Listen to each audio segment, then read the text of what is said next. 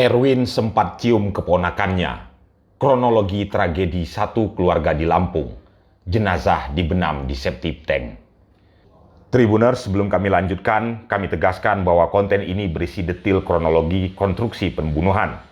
Bagi Anda yang merasa tak nyaman dengan konten ini, kami menyarankan untuk melewatinya saja. Pelaku pembunuhan satu keluarga di W kanan, Erwin, sempat mencium salah satu korban yang merupakan keponakannya sendiri sebelum dibuang dan ditanam ke septic tank. Kapolres W kanan AKBP Teddy Rachesna mengatakan pelaku Erwin sempat mencium keponakannya Zahra sebelum dibuang ke septic tank. Hal itu terungkap saat Erwin mengikuti rekonstruksi pembunuhan sekeluarga yang dilakukan Polres W kanan di Marga Jaya, Negara Batin, Jumat 7 Oktober kemarin. Adapun korban yang dibuang di dalam septic tank terlebih dahulu, yakni Wawan, Jainuddin, Siti Romlah, dan Zahra.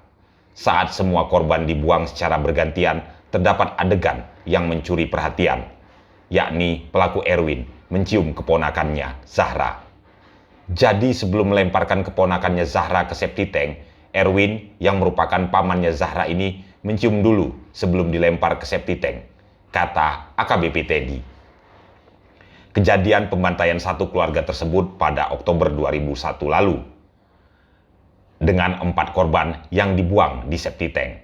Sementara pada bulan April 2022, Erwin kembali melakukan pembunuhan, kali ini terhadap Wahyu Juanda, kakak tirinya. Ada 5 korban pembunuhan yang dilakukan dalam rentang waktu yang berbeda. Pembunuhan pertama dilakukan Erwin terhadap 4 anggota keluarganya pada Oktober 2021. Sementara pembunuhan kedua terhadap Wahyu Juanda pada April 2022.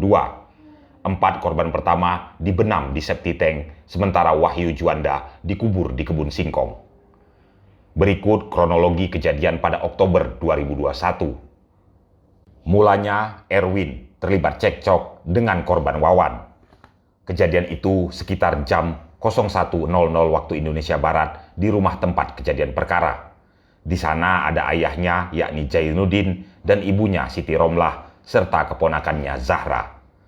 Awal mulanya kejadian pembantaian saat 3 korban lainnya sedang tidur. Cekcok terkait utang piutang dan warisan.